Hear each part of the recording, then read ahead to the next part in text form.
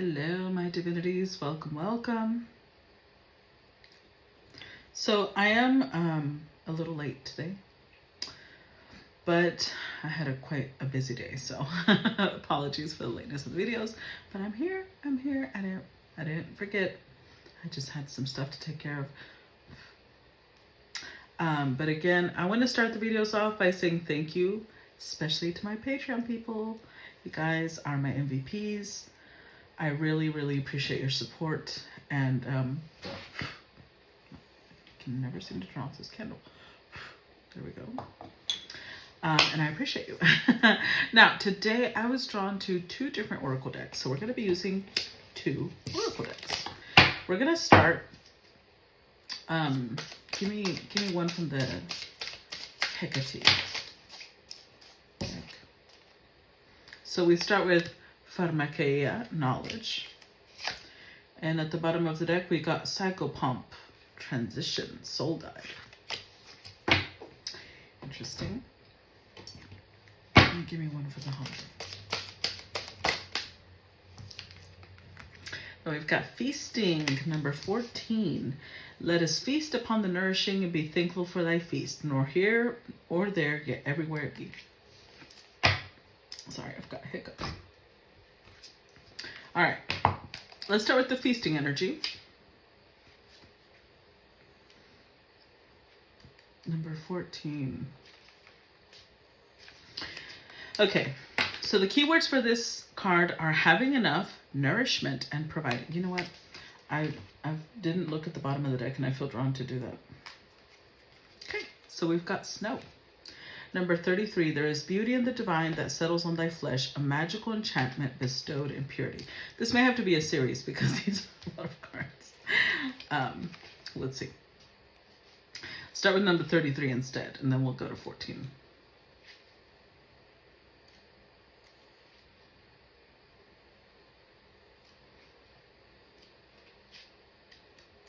Okay, so snow represents softness, patience, and allowing.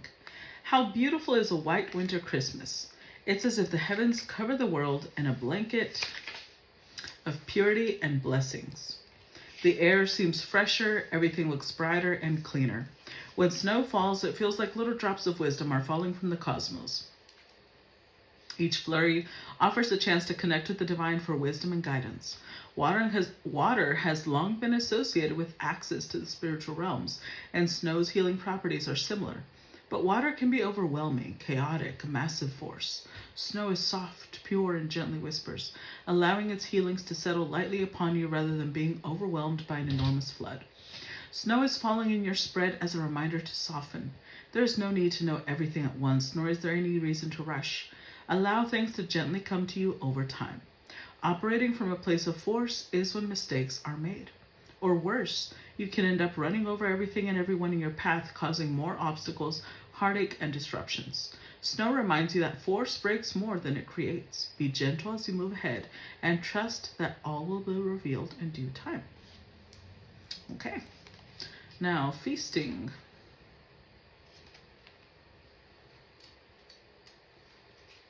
Okay, now we can focus on this one. Keywords, having enough, nourishment, and providing. In ancient times, there would have been a lot of worry during the winter season. Your ancestors would have had to conserve as much food as possible, fearing their families wouldn't have enough to survive. When Yule came around, When Yule came around, your ancestors would drink and celebrate as a signal of faith in the brighter days to come.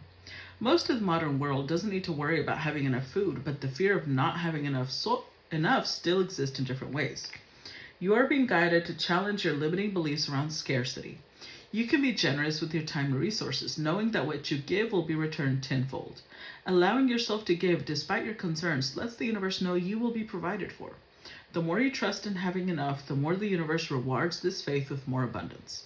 Do not sacrifice moments to nourish your mind, body, and soul because of fear. As you confront your limiting beliefs, more pathways to wealth will be provided to you. Okay, so those are going to be the messages concerning the Yule deck. Now let's look at the It's literally right in front of me. I'm looking everywhere except where I need to look. Okay.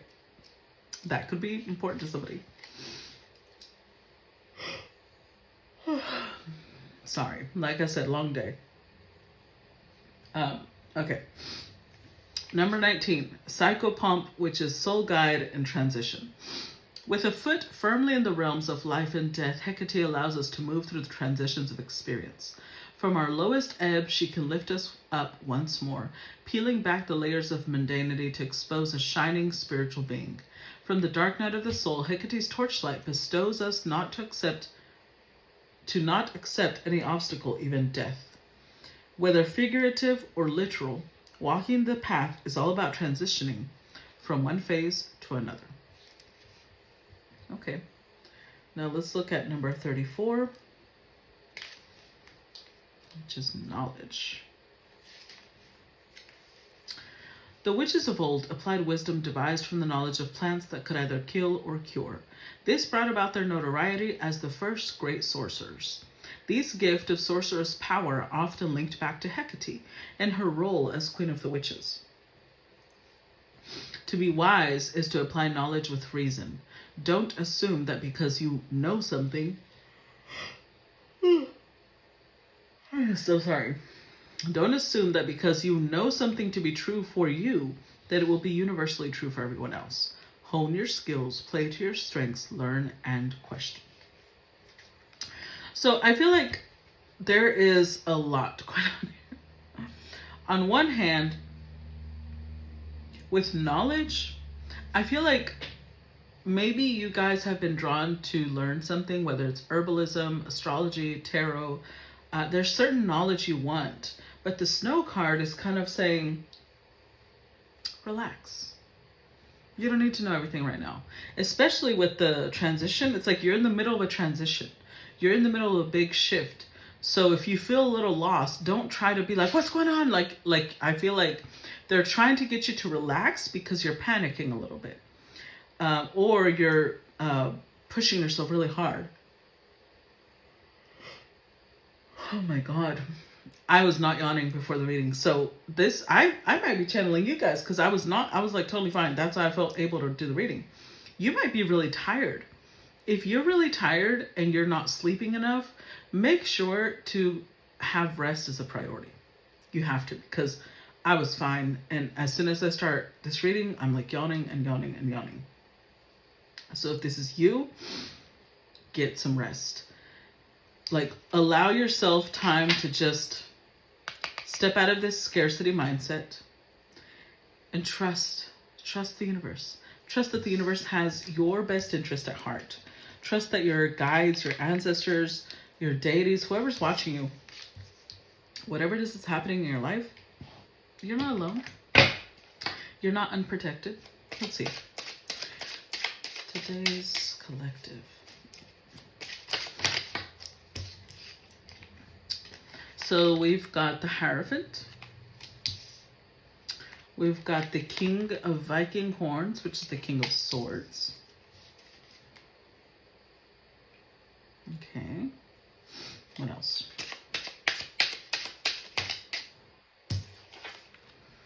The High Priestess.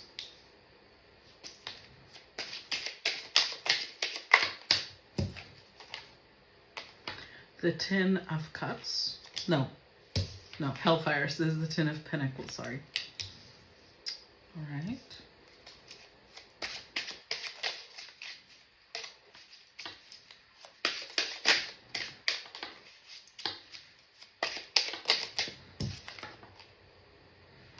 The Knight of Pentacles, or the Knight of Hellfires. Now remember, I've mentioned this before. Anytime this deck comes up, the Path of Horror, I know that someone feels like they're in hell. In one way or another, someone feels like they're in hell and they're trying to escape. The Fool. So this could be you. This could be whoever you have on your mind. But look, Five of Pentacles. Someone feels like they're in hell.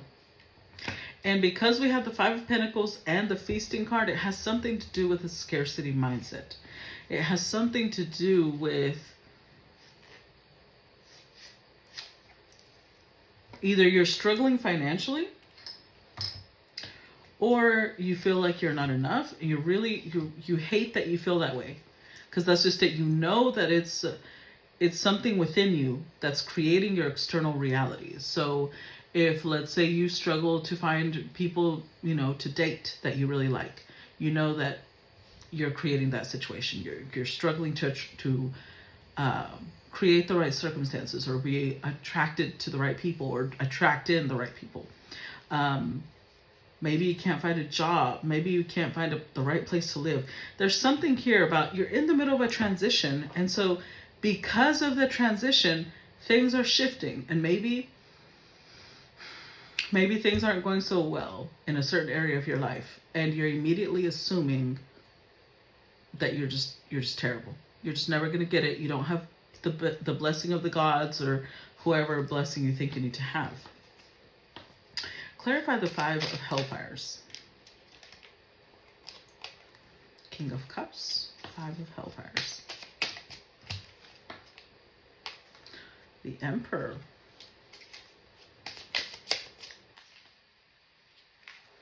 The Knight of Swords. With the Queen of Pentacles. Followed by the High Priestess, followed by the 7 of Cups. The Chariot, the Magician. It's like something is going to shift for you very rapidly. Okay, so I don't know if I'm talking to a masculine. One second. I don't know if I'm talking to a masculine, or because it's 3 masculines: Emperor, King of Cups, Knight of Swords, and only 1 queen. So if you're a masculine, as in you have a lot of masculine energy, or you're a male, you may be feeling, there might be a specific feminine you have your eye on. Queen of Pentacles, High Priestess. And you may feel like you're never going to be able to reach them. You're never going to be able to be at their level. Or like they'll never see you. They might not like you, etc., etc. It's a scarcity mindset. Or vice versa. Maybe this has nothing to do with romance, and maybe this is about a parent. Maybe this is about a boss. Either way, whatever's happening here, it's sorry me energy. Cut it out. You need to remember that you create your reality. Let's look at the 5 of Hellfire says. I always love the different perspectives from this book.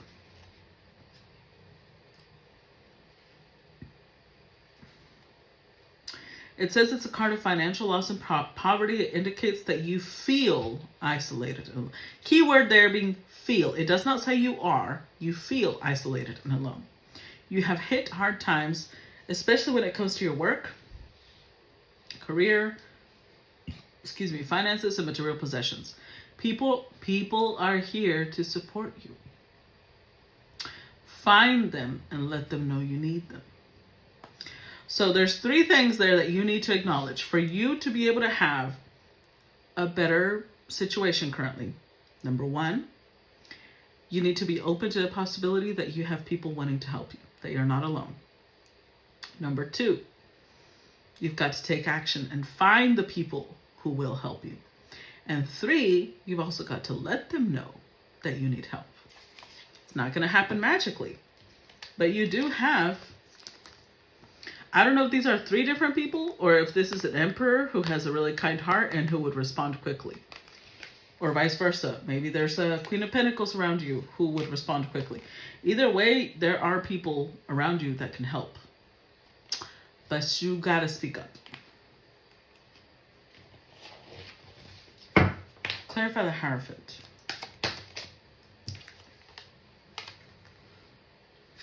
Queen of Swords, clarify the Hierophant. Page of Wands.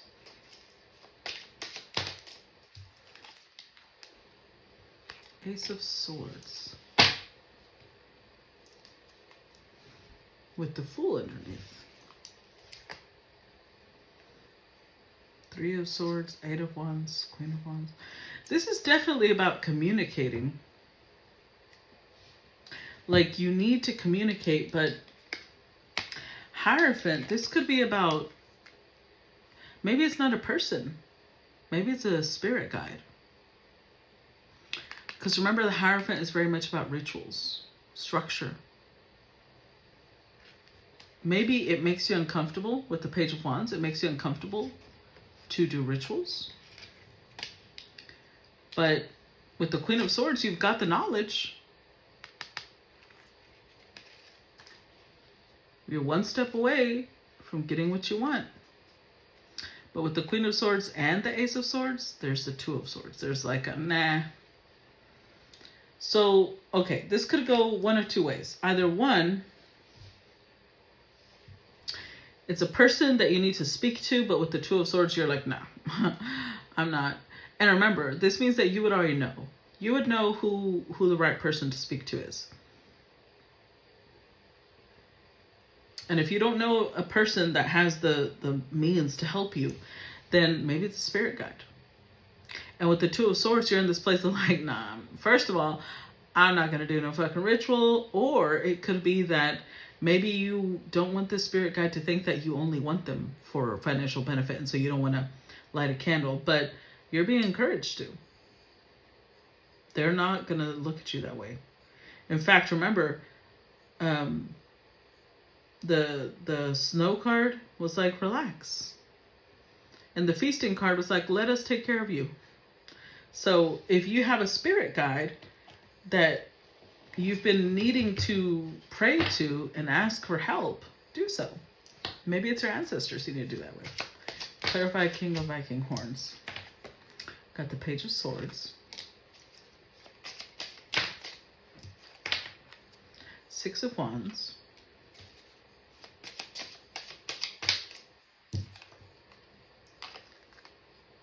Eight of Wands.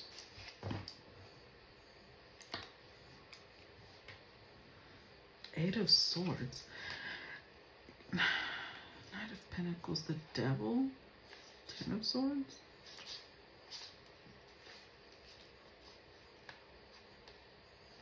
Okay, there's a couple of ways that this could manifest. Again, not just a couple of ways, but when I say a couple of ways, I mean like it's either option one and it's a spectrum to option B, anything in between, right? So keep that in mind when I say option one or two. So either one, this King of Viking Horns, which is King of Swords, has been observing you.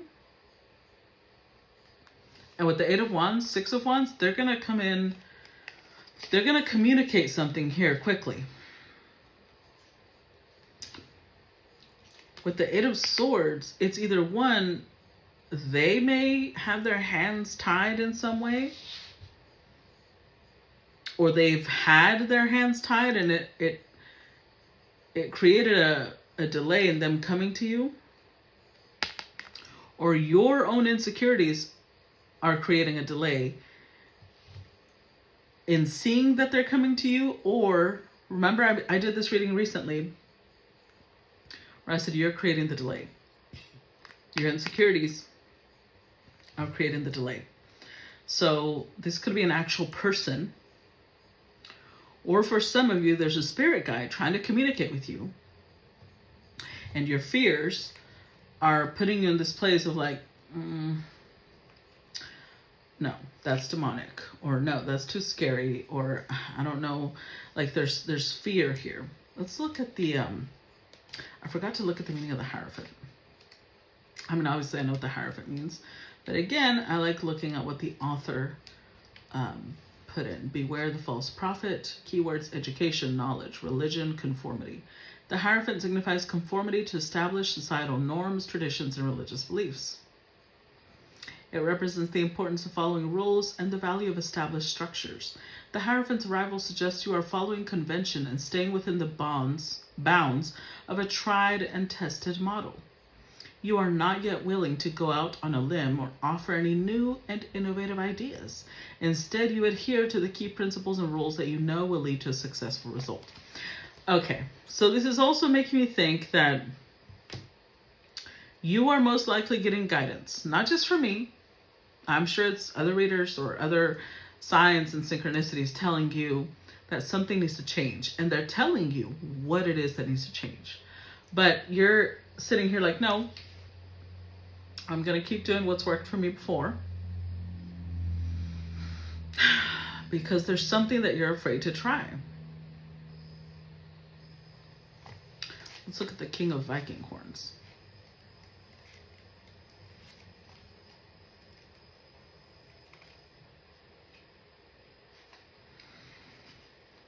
Professional, rational, ambitious. The King of Viking horns suggests you are in your power, ruling from a place of authority and respect. You stand firm in your truth and express yourself with deep conviction. It also encourages you to use your logic and intellect to navigate the path ahead.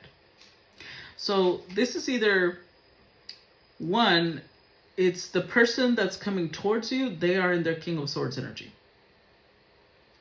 And if it's not a person, then you could have a spirit guide that's trying to push you into your King of Swords energy.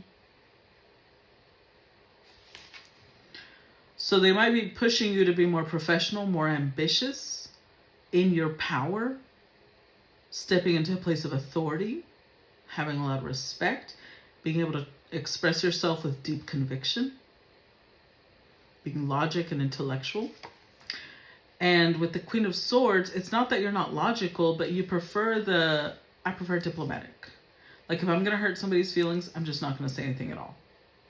King of Swords knows that what he has to say is important regardless of whether it's going to hurt someone else's feelings. And they're just going to say it.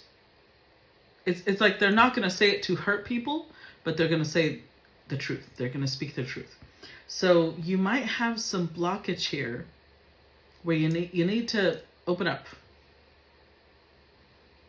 Because High Priestess is next. It might be that there's things that you're keeping to yourself that you're like, this is knowledge that doesn't need to be shared, either about yourself or about your path. Let's see. And that could be where you're basically tying your own hands. You're stopping yourself from growing. Clarify, High Priestess. Ten of Pentacles. And look at that. We already had the Ten of Hellfires, which is the Ten of Pentacles, on the table. So you have the abundance is at your fingertips. Clarify, High Priestess. You have the knowledge you need. But right now you're on a need to know basis. Like if I get told that I need to share this, then I'll share that. But there's so much knowledge that you have that you're not sharing. Six of Swords. And they need you to move past that blockage. Like, yes, they can instruct you, but it's like, don't sit there always expecting instructions. If you're a leader, you're going to be somebody who's going to know what needs to be shared and what doesn't already. You don't need to be waiting for a prompt. Ooh. Okay. We got two. The Ace of Pentacles and the Three of Pentacles. You already, I'm like, you already have it. And look, Seven of Swords. You're trying to hide it away. The Wheel of Fortune, the Death card, Five of Swords. I don't know what type of knowledge it is that you have.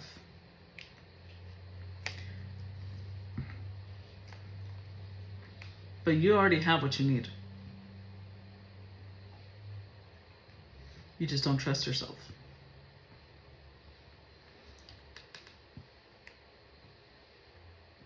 You have established some sort of foundation. So let's say, I used to know this lady. We used to be really, really close. And I remember thinking, if this woman put out all the knowledge that she has about how to survive out onto, like TikTok or YouTube, she would have an abundant channel. But she was embarrassed because the knowledge that she acquired was on how to survive on a budget. And it embarrassed her. She didn't want to share that she had ever suffered, because now she was making six figures. She was doing really well, even though she was tired a lot and she wanted to be on social media. And I was like, you literally have the opportunity right there to create your own channel. People are always looking for tips on how to, do better. Like, okay, little things, right? It's like a lot of little things that add up for her. And she's really good at like keeping her house budget friendly, because she still applies a lot of these things. I'm trying to think what type of things she would do that I was like, oh, that's pretty genius. Like she knows how to save food really well. Okay, for example, if they ordered burgers and they had fries left over, I'm the type that I'll throw them away, right? They're fries. They're going to be stale the next day. She won't throw them away, but she's not going to eat the stale fries. What she does is she'll cut them up into smaller pieces and fry them until they're really toasty, and then she'll eat that with eggs for like breakfast or something with a salsa. And I was like, oh, and then I started doing that. It's such a great idea. And you're like carrying over food that you didn't use one day into another. But it was like a lot of, it was things I would have never thought of, but she's been through a lot. But she didn't want to share that because that embarrassed her.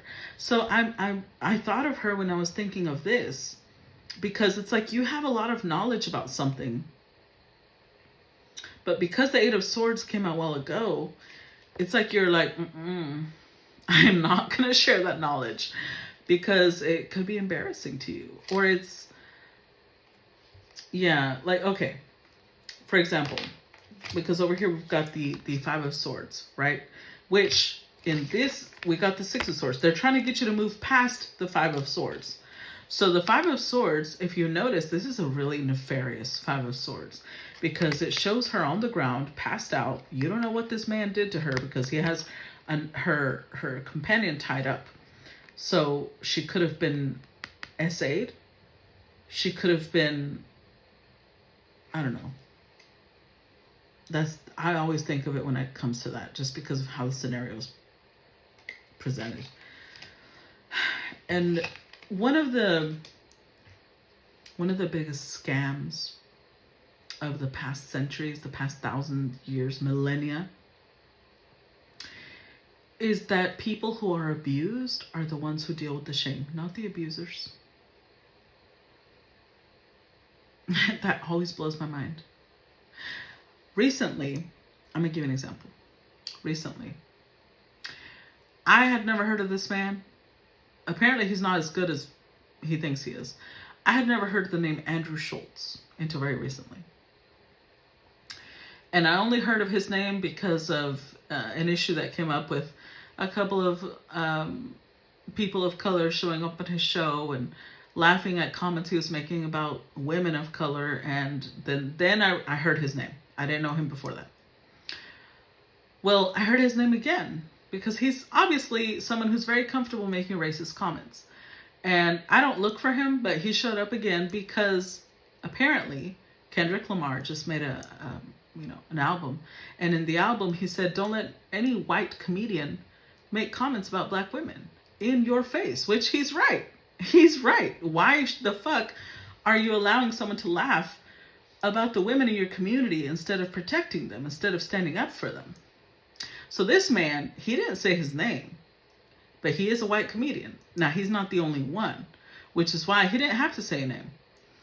So this man takes it personally and he says, of course, he didn't use the word S-A or grape, right? He used the word make love.